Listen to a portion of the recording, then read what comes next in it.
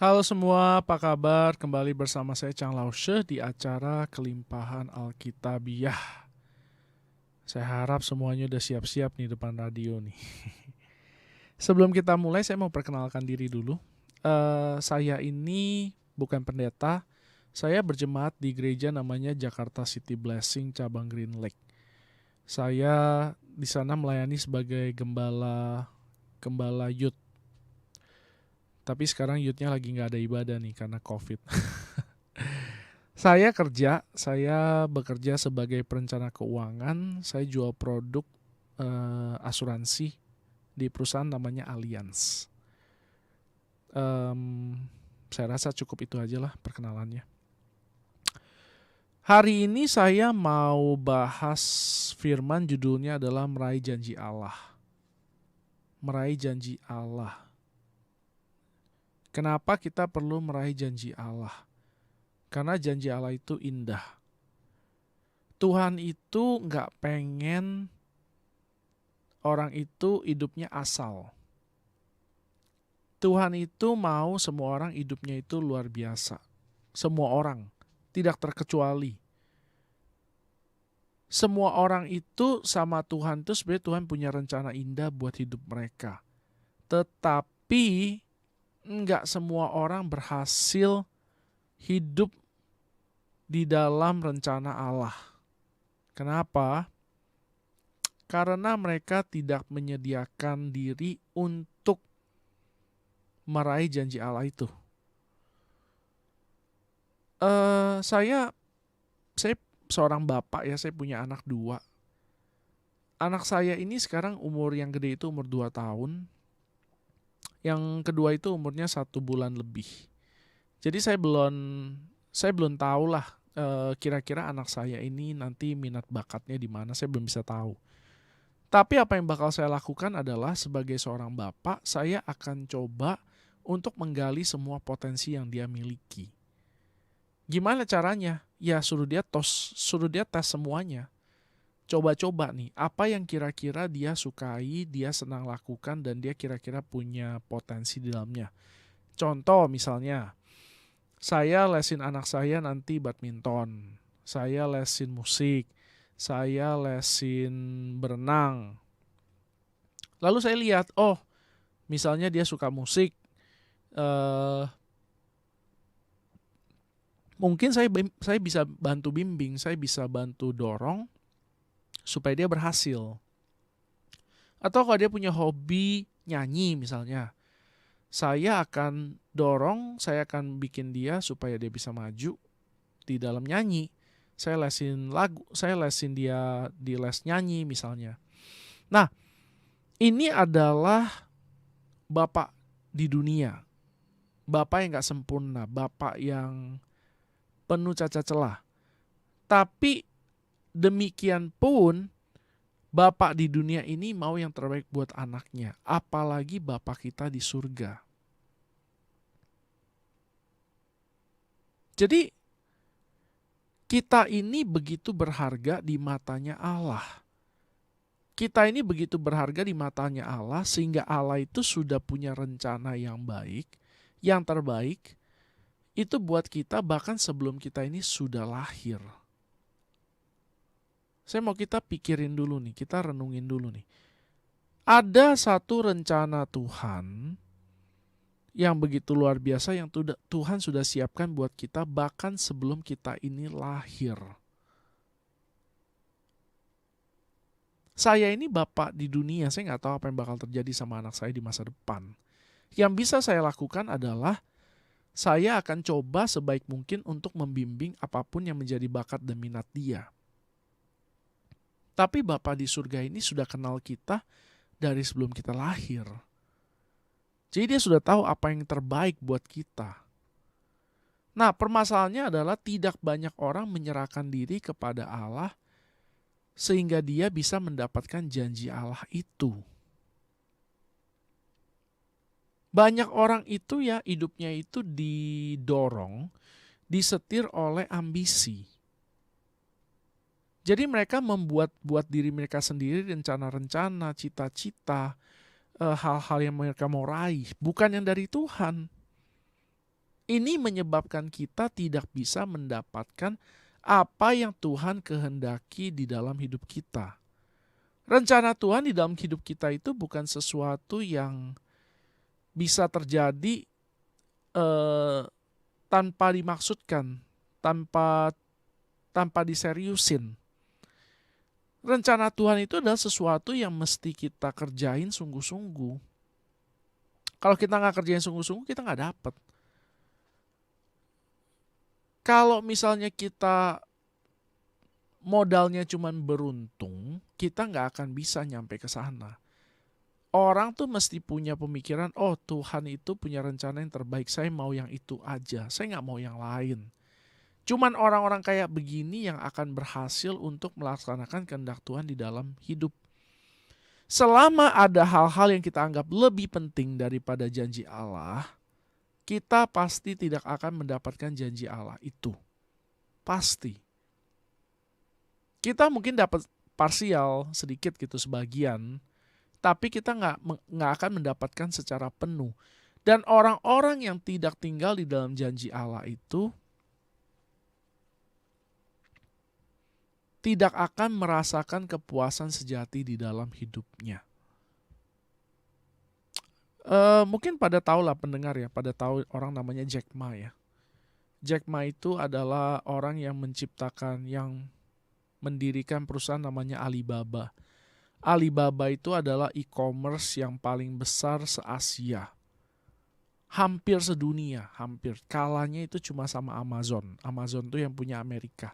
Alibaba ini dari Cina, yang punya itu namanya Jack Ma itu. Jack Ma ini belum lama ini, belum ada 2 tahun kayaknya. Dia itu pensiun.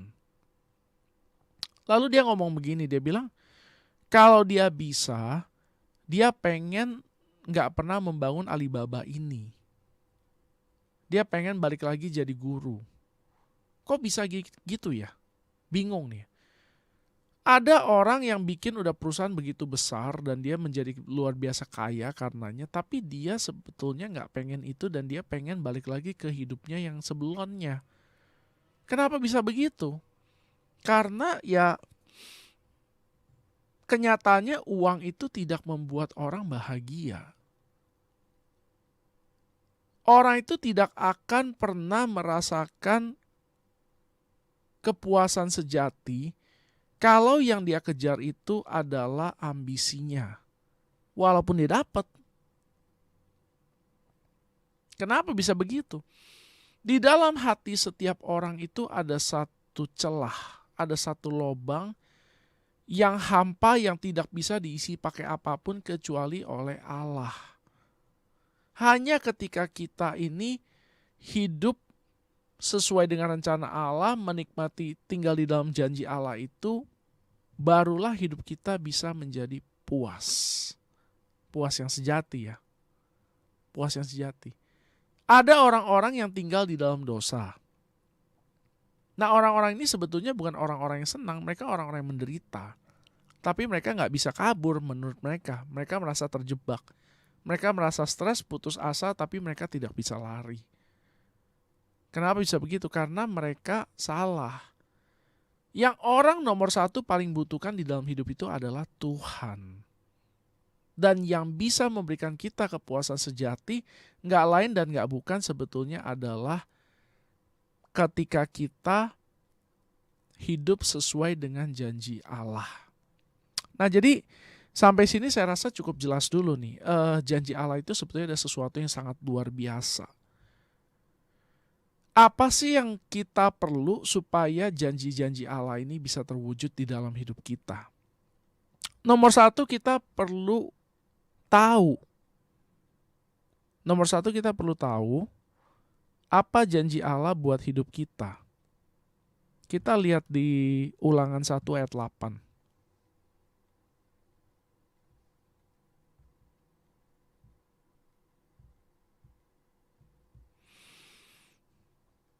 Ulangan 1 ayat 8 bilang begini nih. Aku telah menyerahkan negeri itu kepadamu. Masukilah, dudukilah negeri yang dijanjikan Tuhan dengan sumpah kepada nenek moyangmu, yaitu Abraham, Ishak, dan Yakub untuk memberikannya kepada mereka dan kepada keturunannya. Jadi ini cerita, semua bahan ini cerita tentang bagaimana bangsa Israel dari mereka di padang gurun sampai akhirnya mereka menguasai tanah Kanaan ya. Jadi orang Israel itu sudah dikasih tahu mereka punya satu janji. Janjinya adalah mereka itu dapat tinggal di tanah Kanaan. Tanah yang melimpah susu dan madunya. Tanah yang Tuhan kehendaki supaya orang Israel itu tinggal di sana. Ini udah beres nih, gak ada masalah bagian sini. Nah, kita bisa lihat di dalam Kejadian 15 ayat 7 bahwa janji ini adalah janji yang diberikan Allah kepada Abraham. Mari kita lihat di Kejadian 15 ayat 7.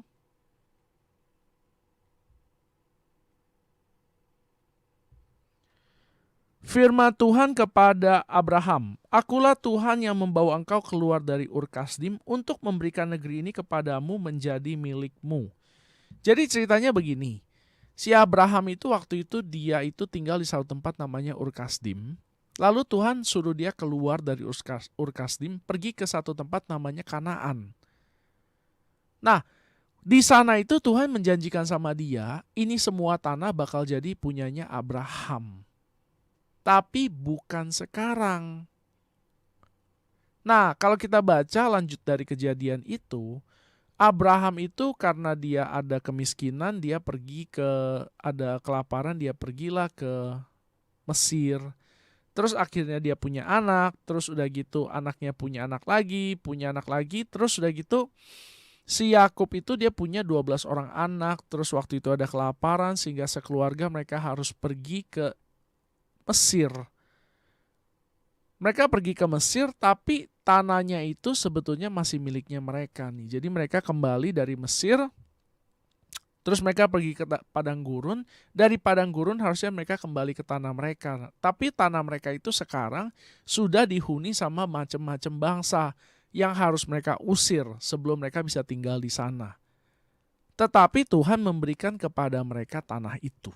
Jadi udah selesai, gak ada masalah. Nah, dari sini kita perlu cek. Kita tahu apa enggak apa yang Tuhan janjikan kepada kita. Dalam pekerjaan kita, dalam bisnis kita, tahu enggak janji Tuhan apa buat kita? Ini penting sekali buat kita nih ngerti. Banyak orang itu melakukan sesuatu bukan berdasarkan janji Allah. Ini dikatakan bahwa orang-orang ini tidak punya iman. Karena iman itu pasti berdasarkan firman. Nah, Tuhan itu berkenan kepada orang-orang yang memiliki iman dan orang-orang demikian ini akan mendapatkan upah. Ibrani 11 ayat 6. Jadi, langkah pertama buat kita untuk bisa meraih janji Allah, kita pertama kali harus tahu dulu apa yang Tuhan janjikan kepada kita. Apa yang Tuhan janjikan kepada kita, ini adalah sesuatu yang relatif. Dalam arti, setiap orang mungkin bisa beda-beda. Firman itu ya dan amin. Semua di dalam Alkitab itu ya dan amin. Tetapi ada yang namanya janji spesifik. Ada janji spesifik yang kita perlu dapatkan dari Tuhan. Kalau kita belum tahu, kita mesti tanya sama Tuhan. Tuhan, apa janji spesifik yang Tuhan kasih kepada saya? Ketika kita mengetahui hal ini, barulah kita bisa meraihnya. Ini adalah langkah pertama. Langkah pertama supaya kita bisa meraih janji Allah di dalam hidup kita itu adalah kita pertama-tama harus tahu dulu apa janji Allah buat kita. Jadi kalau misalnya ada yang lagi dengerin ini mungkin perlu dicatat nih. Kalau belum tahu, pertama kali tahu dulu nih. Apa yang Tuhan janjikan kepada kita, kepada Anda di rumah pendengar nih. Hal pertama. Hal kedua,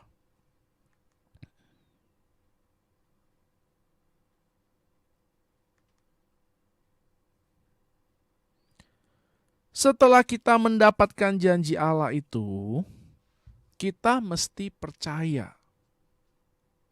Nah lo, emangnya bisa nggak percaya? Bisa. Bisa nggak percaya dong, pasti. Bisa nggak percaya. Percaya kan pilihan. Kita bisa milih buat kita mau percaya apa enggak sama janji Allah. Kita bisa pilih. Kita lihat di Ulangan 1 ayat 21 sampai 23.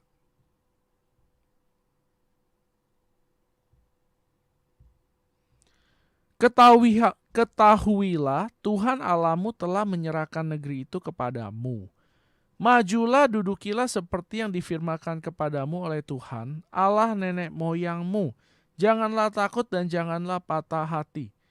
Lalu kamu sekalian mendekati aku dan berkata, marilah kita menyuruh beberapa orang mendahului kita untuk menyelidiki negeri itu bagi kita dan membawa kabar kepada kita tentang jalan yang akan kita lalui dan tentang kota-kota yang akan kita datangi.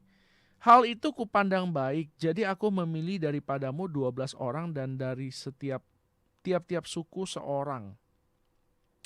Mereka pergi dan berjalan ke arah pegunungan lalu sampai ke lembah Eskol kemudian menyelidiki negeri itu.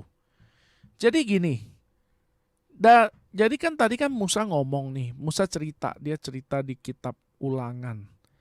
Dia bilang Tuhan ini mau kasih kita ini negeri yang baik. Lalu beberapa dari orang Israel itu datang pada Musa bilang, bagaimana kalau kita selidiki dulu? Apa ini? Ini namanya tidak percaya. Ini namanya tidak percaya. Kalau Tuhan sudah bilang bahwa tempat itu pasti bagus, ya pasti bagus. Kalau Tuhan sudah janjikan kepada kita sesuatu, ya kita percaya saja itu akan terjadi. Kalau Tuhan sudah janjikan sesuatu sama kita, ya kita percaya saja. Jangan ragu. Jangan tolak. Jangan minta cek. Itu semua berarti kita nggak percaya. Kalau orang nggak percaya tidak bisa mendapatkan janji Allah. Orang yang nggak percaya tidak akan bisa mendapatkan janji Allah. Jangan heran, akhir ceritanya adalah ketika 12 pengintai itu kembali, mereka memutuskan untuk mereka tidak lagi pergi. Kok bisa demikian? Karena mereka belajar untuk tidak percaya. Di dalam Bilangan 13, ini cerita yang sangat menarik, Bilangan 14.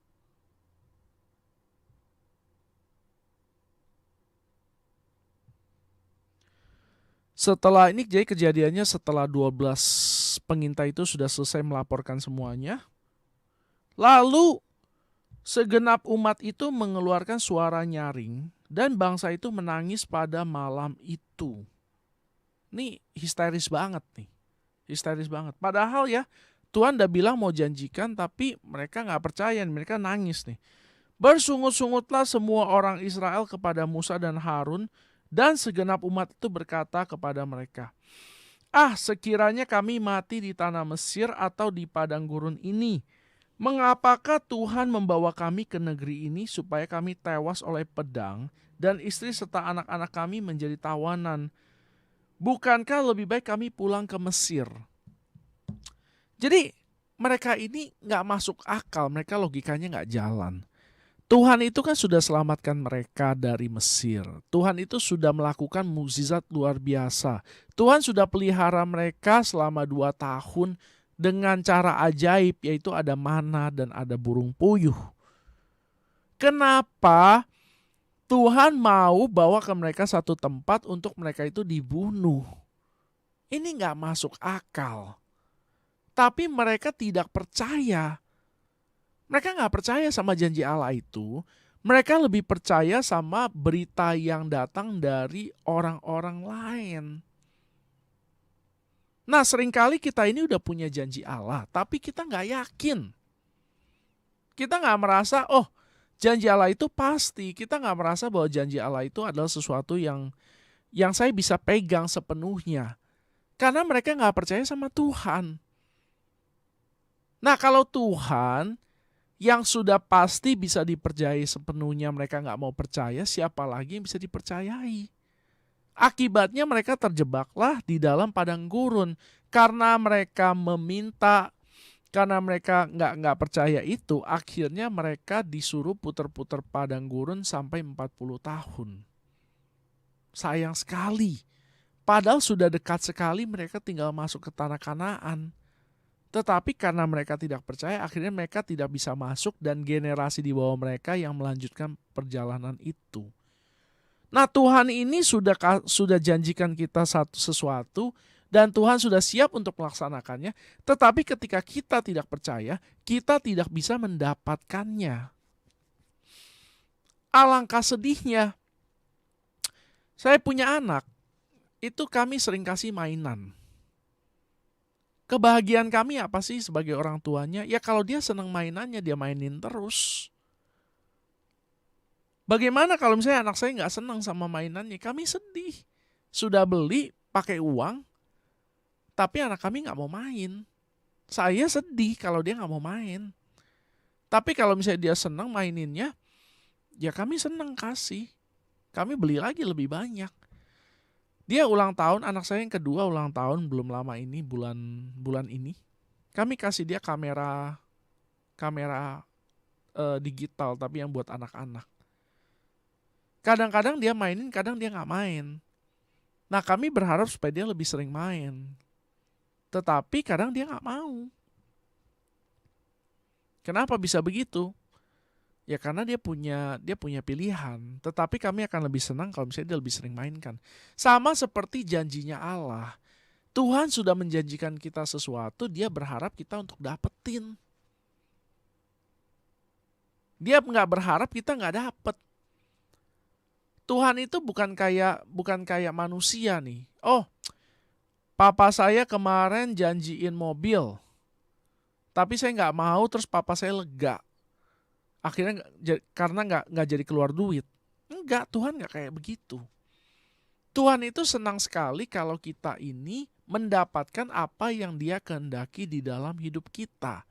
Ini adalah hati Bapa di surga. Dia mau kita ini hidup dengan kepuasan sejati, dengan kesenangan, dengan hati yang gembira.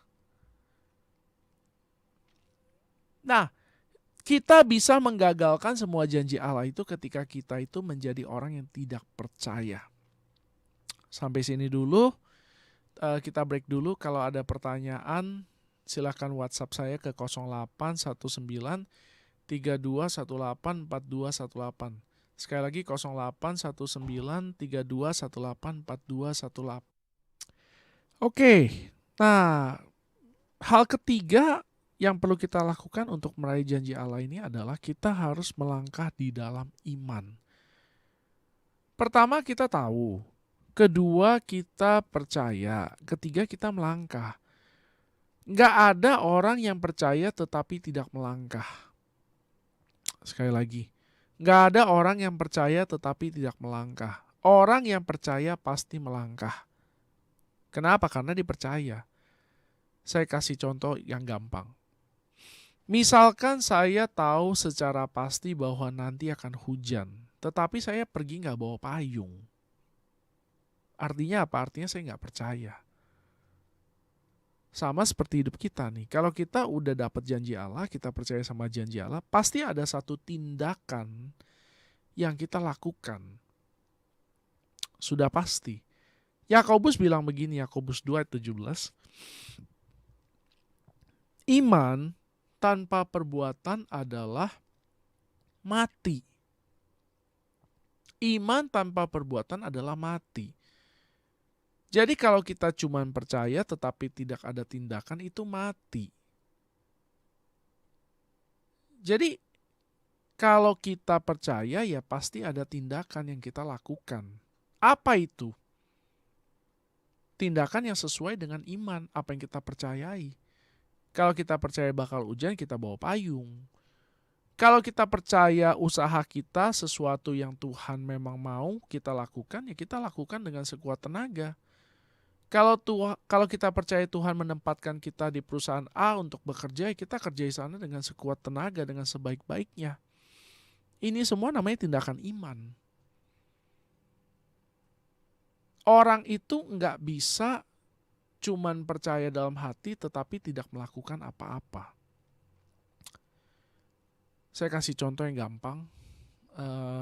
Saya punya pengalaman pribadi.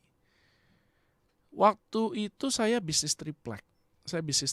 Lalu saya cari pelanggan nggak berhasil. Bulan pertama penjualan saya cuma 15 juta kayaknya. 15 juta. Untuk tutup biaya kami paling nggak mesti jual sekitar 100 juta. 100 juta itu cuma buat tutup biaya doang. Tetapi bulan pertama penjualan saya cuma 15 juta. Lalu saya dengar suara Tuhan. Tuhan bilang begini sama saya, kamu cuma perlu kerja aja, saya yang akan berkati. Lalu dengan berbekal janji Allah itu, ya udah saya keluar lagi, saya pergi cari lagi. Akhirnya bulan kedua omset saya 200 juta. Lalu bulan-bulan selanjutnya pun omsetnya tetap tinggi. Dengan itu akhirnya ya bisnis triplek saya berhasil. Kenapa saya melangkah? Karena saya percaya janji Allah. Kalau saya percaya janji Allah lalu saya diam aja, saya nggak ngapa-ngapain, berarti saya tidak percaya. Apa yang kita lakukan itu mencerminkan apa yang kita percayai. Hidup orang itu ditentukan sama percayanya. Apa yang dia lakukan, tindakan apa yang dia lakukan itu tergantung sama apa yang dia percayai. Jadi kita perlu melangkah sesuai dengan iman kita. Kita perlu melangkah sesuai dengan iman kita. Mari kita lihat Yosua. Yosua 3 ayat 6 sama 13. Yosua 3 ayat 6 dan 13. Dan kepada para imam itu Yosua berkata demikian, angkatlah tabut perjanjian dan menyeberanglah di depan bangsa itu. Angkatlah tabut perjanjian dan menyeberanglah di depan bangsa itu. Maka mereka mengangkat tabut perjanjian itu dan berjalan di depan bangsa itu. Ayat 13. Segera sesudah kaki para imam pengangkat tabut Tuhan semesta bumi berhenti di dalam air sungai Yordan, maka air sungai Yordan itu akan terputus. Air yang turun dari hulu akan berhenti mengalir menjadi bendungan. Kita pikirin dulu nih ya. Jadi Yosua itu sudah dapat janji Allah. Lalu dia perintahkan para pengangkat tabut ini buat jalan duluan. Ini sungai. Kalau misalnya sesuatu terjadi, ini orang semua bisa mati. Ada resiko. Disinilah dibuktikan apakah Yosua ini benar percaya apa enggak. Kenapa? Karena ada resiko. Namanya iman pasti ada resiko. Kita percaya buat sesuatu, kita percaya buat bisnis nih misalnya. Misalnya Tuhan bilang sama kita, pergilah bisnis A. Bisnis A ini butuh modal. Kalau kita salah dengar, kita bisa gagal, uang modal bisa hilang. Ada resiko. Tetapi, mau gak kita tetap melangkah? Percaya gak kita sama ini apa enggak? Yosua itu punya satu pilihan. Dia mau maju atau enggak. Karena dia percaya Tuhan, dia percaya janjinya, akhirnya dia maju. Dan orang-orang yang bawa tabut itu begitu kakinya nyentuh air sungainya berhenti, stop. Sehingga orang-orang Israel bisa lewat. Ini sesuatu yang ajaib, tapi sesuatu yang penuh dengan resiko. Ada kemungkinan bahwa ini tidak terjadi dan orang-orang Israel bisa mati. Kemungkinannya ada. Bukan gak ada. Tetapi jika kita berpegang pada firman, kita percaya sungguh-sungguh sama janji Allah, kita pasti akan berani mengambil resiko itu. Kenapa? Karena yang janjiin kita itu adalah Tuhan semesta alam. Jadi, ya kita harus percaya. Nggak ada cara lain, kita mesti percaya. Kalau nggak gimana? Ya begini. Iman itu berarti membawa kita ke level yang lebih tinggi. Untuk kita bisa nyampe ke level yang lebih tinggi itu butuh yang namanya ujian. Saya nggak bilang bahwa Tuhan menguji kita ya, bukan itu maksud saya. Maksudnya begini, kalau misalnya kita sekolah, kita mau naik kelas, kan ada ujian. Buat apa? Buat ngetes apa yang selama ini sudah kita pelajari. Nah, hidup ini pun sama. Iman kita perlu dites supaya kita punya pengenalan terhadap Tuhan. Itu ketahuan sudah sampai di mana. Pengenalan kita akan Tuhan itu perlu diuji sudah sampai mana. Itu fungsinya ujian, tapi ujian itu bukan datang dari Tuhan. Ujian itu datang karena iman itu perlu dipraktekkan. Kalau nggak ada resiko, namanya bukan iman. Contoh, saya punya uang 5 juta misalnya. Saya mau beli handphone harga 3 juta. Saya tinggal pergi ke counter, saya keluarkan uang, saya bayar, dapat handphone, selesai. Ini tidak butuh yang namanya iman. Oleh karena itu nggak ada ujian. Tetapi misalnya pemilik tokonya sudah bilang dia akan memberikan saya 50% diskon. 50% diskon, saya cuma punya duit 3 juta, harga handphonenya itu 5 juta. Ini akan menjadi suatu ujian kalau saya berani datang ke sana dan mencoba membelinya, karena yang punya toko sudah janji sama saya dia akan memberikan diskon 50%.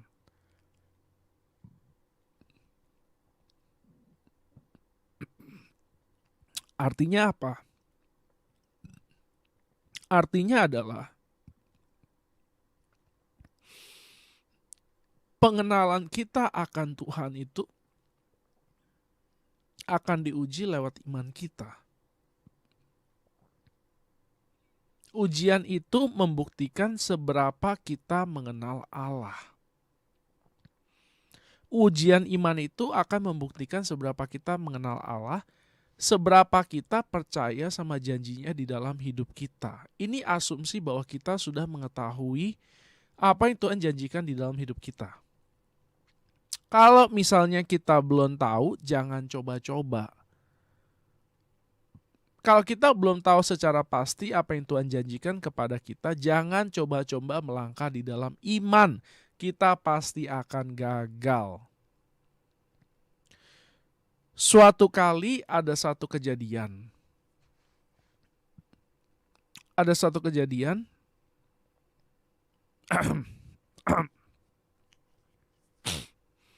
Satu kejadian di mana Israel ini berperang sama Moab waktu Tuhan gak suruh.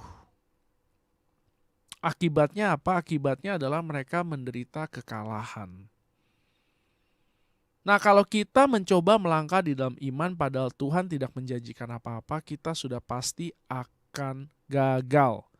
Sudah pasti akan gagal. Jadi, melangkahlah di dalam iman hanya ketika kita sudah percaya dan kita mengetahui janji Allah di dalam hidup kita. Bagian terakhir itu adalah apa yang harus dilakukan ketika ada masalah. Jadi kan kita kan udah dapat janji Allah. Kita udah percaya, kita udah melangkah di dalam iman. Tetapi pas lagi proses ternyata ada masalah. Ada sesuatu yang ada yang gagal. Ini harus gimana? Kita buka dulu ayatnya di Bilangan 33 ayat 55.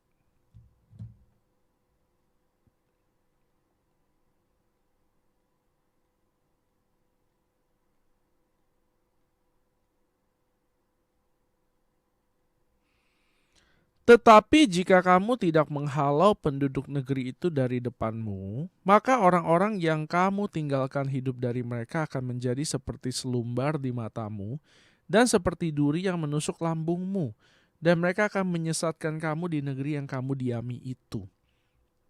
Jadi kita tahu ya, kalau kita baca di kitab Hakim-Hakim, banyak bangsa-bangsa di Kanaan tidak dihalau oleh orang Israel. Banyak yang enggak. Akibatnya apa? Akibatnya gara-gara itu mereka menjadi duri bagi daging Israel. Mereka banyak ngajarin Israel hal-hal yang enggak benar. Mereka banyak menindas orang Israel, sehingga orang Israel itu menjadi sengsara hidupnya oleh karena bangsa-bangsa ini. Termasuk diantaranya adalah bangsa Filistin yang paling terkenal itu. Nah, ketika kita melangkah di dalam iman dan tidak terjadi sesuai harapan, apa sih yang harus kita lakukan? Balik lagi kepada janji itu dan mulai melangkah lagi dengan benar. Sekali lagi, apa yang harus dilakukan ketika ada masalah dalam kita melangkah di dalam iman? Balik lagi kepada janji Allah dan lakukanlah lagi apa yang harusnya kita lakukan. Jadi dalam hal ini kalau misalnya bangsa Israel gitu ya, mereka udah tahu janji itu, ya udah mereka harus halau. Kalau nggak berhasil bagaimana? Halau lagi. Gagal lagi gimana? Halau lagi. Gagal lagi gimana? Halau lagi. Terus, terus, terus, terus, terus sampai janji Tuhan tergenapi. Kalau kita sudah dapat janji Allah, kita sudah percaya, kita sudah langkah dengan iman, lalu belum ada kelihatan sesuatu, apa yang harus lakukan? Kita harus terus lakukan lagi, terus lakukan lagi, terus lakukan lagi, terus lakukan lagi, sampai janji Allah terjadi. Nggak ada pilihan lain, janji Allah lah yang harus terjadi di dalam hidup kita. Kalau kita nggak punya mentalitas semacam ini, kita tipe orang yang sebentar-sebentar sudah lemah imannya, kita nggak mau berjuang lagi, kita tidak akan pernah menjadi orang-orang yang menang di dalam hidup. Tuhan itu mau supaya orang itu menjadi tangguh, bukan menjadi cengeng. Tuhan tuh mau jadi orang tuh jadi tangguh, bukan jadi cengeng. Jadi kalau misalnya ada masalah di lapangan, ya udah terusin aja sampai berhasil. Terusin aja sampai berhasil. Gak ada pilihan lain, terusin aja sampai berhasil. Ini yang Tuhan kehendaki, ini yang akan terjadi kalau kita mau. Nah, banyak orang sudah coba gagal lalu menyerah. Gagal menyerah, gagal menyerah, gagal menyerah, gagal menyerah. Gak akan ada hasil.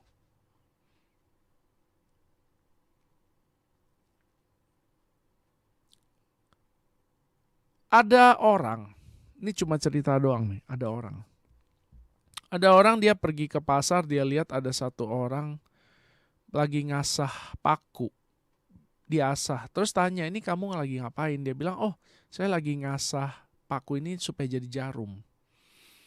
Dalam hati orang itu ketawain orang yang ngasah itu tuh. Sebulan kemudian ketemu lagi, ternyata sudah jadi. Nah, kalau kita mau jadi orang yang berhasil, kita nggak bisa orang itu mentalnya tempe. Nggak bisa orang itu mentalnya pengecut. Nggak bisa orang itu mentalnya sedikit-sedikit nyerah. Nggak bisa. Karena dalam apapun kita perlu berjuang. Firman bilang begini nih. Yosua itu pergi berperang. Untuk apa? Untuk mengambil apa yang Tuhan sudah berikan kepada mereka. Jadi kita nggak usah berperang buat diberkati Tuhan, tapi kita perlu berperang untuk meraih berkat yang Tuhan sudah kasih kepada kita.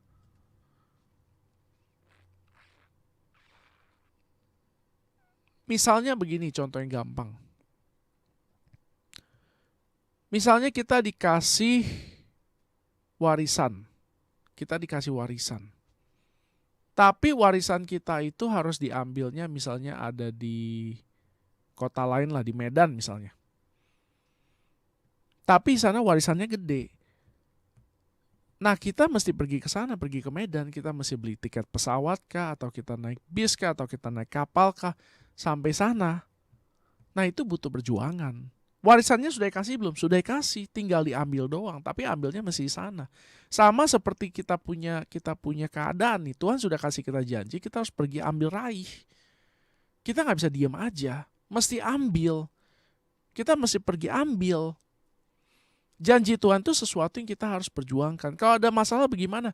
Lakukan lagi, terus-menerus sampai berhasil. Tuhan mau supaya kita berhasil, Tuhan sudah berikan kita kekuatannya, Tuhan sudah berikan kita berkatnya, kita hanya pergi keluar saja dan pergi ambil. Gimana kalau ada masalah, kita lakukan terus saja, lakukan terus sampai berhasil. Saya rasa saya mau share sampai sini aja. Sebelum saya tutup, saya mau kasih pengumuman dulu. Yang pertama adalah saya mau kasih tahu bahwa acara ini ada sponsornya. Jadi ada yang sponsori acara ini. Kalau misalnya dari pendengar ada yang merasa diberkati, mau ikut mensponsori acara ini, boleh kontak saya ke 081932184218. Sekali lagi 081932184218. Yang kedua adalah kalau ada yang mau tanya atau ada yang mau didoain, silakan kontak ke nomor yang tadi, di WhatsApp aja. Yang ketiga, acara ini ada di saya punya YouTube, sama saya juga punya renungan harian. Jadi silakan subscribe ke saya punya YouTube dan saya punya IG, namanya adalah Kelimpahan Alkitabiah. Acara ini sama acara yang sebelum-sebelumnya semuanya ada lengkap. Jadi tinggal subscribe aja, nanti ada semua video dari awal. Termasuk renungan harian. Yang keempat yang saya mau umumkan adalah saya ini jual asuransi mereknya Allianz. Kalau ada yang mau tanya gimana caranya diproteksi Allianz atau ada yang mau menjadi penjualnya, silakan kontak ke saya, gratis, nggak usah bayar kalau mau jadi penjualnya. Kalau mau tanya-tanya dulu boleh. Terus yang kelima adalah setiap hari Jumat saya ada Zoom. Zoom-nya itu bahas topik-topik rohani tapi bukan tentang uang. Kalau misalnya ada yang mau join, silakan WhatsApp ke saya, nanti saya masukin ke grup. Setiap hari Jumat jam 8 sampai jam 9. Terakhir, saya punya buku, saya bikin buku rohani, judulnya Hubungan dengan Allah. Ini gratis, bentuknya PDF. Kalau ada yang tertarik, silakan WhatsApp ke saya, nanti saya kirim pakai WhatsApp. Saya rasa itu aja, saya mau udahin acara hari ini sampai sini aja. Semoga semua yang dengar diberkati. Shalom.